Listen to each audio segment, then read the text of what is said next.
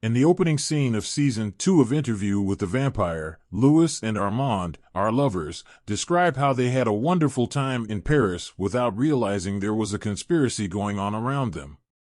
When Louis refers to himself, Malloy observes that he is employing grammar, and he questions whether Louis is circling anything.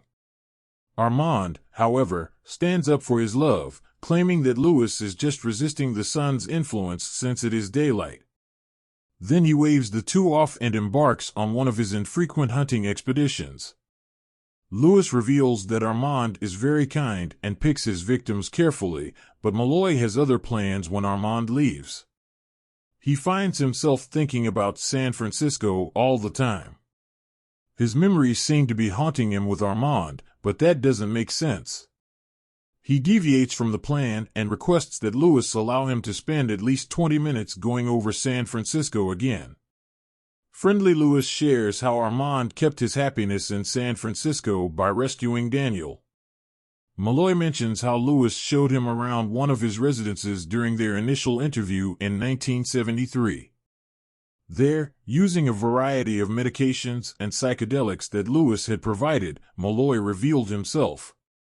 He didn't first accept Louis's claim that he was a vampire. But Louis terrified Malloy into beginning the cassettes and recording the interview after he flashed his teeth. Louis proceeded to thoroughly dissect Lestat. The man dragged his ex-lover more forcefully than anything we have seen on Real Housewives, and he didn't mince words. Malloy started taking additional drugs and became increasingly involved in the story as the interview went on.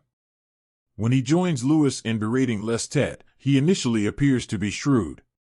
But when he begs for the gift of vampirism, things spiral out of control. He contends that he can take Lestat and Claudia's places in Louis's life. It makes sense that Louis lost it and attacked the young, stone-cold journalist. Fortunately, Armand gets there in time to save him. Old Malloy finds something else on the cassette, which he forces Louis to hear. We hear Armand arguing with Louis and saving Malloy. The fact that Armand has to clean up after Louis every time annoys him. The fact that Louis handled Malloy differently than his other boys infuriated him as well. Louis made no attempt to have sex with Malloy. One of the bloodiest verbal altercations we have ever witnessed between the two occurs. Louis refers to Armand as dull and says that being with him is like being suffocated by the softest, most comfortable pillow in the world.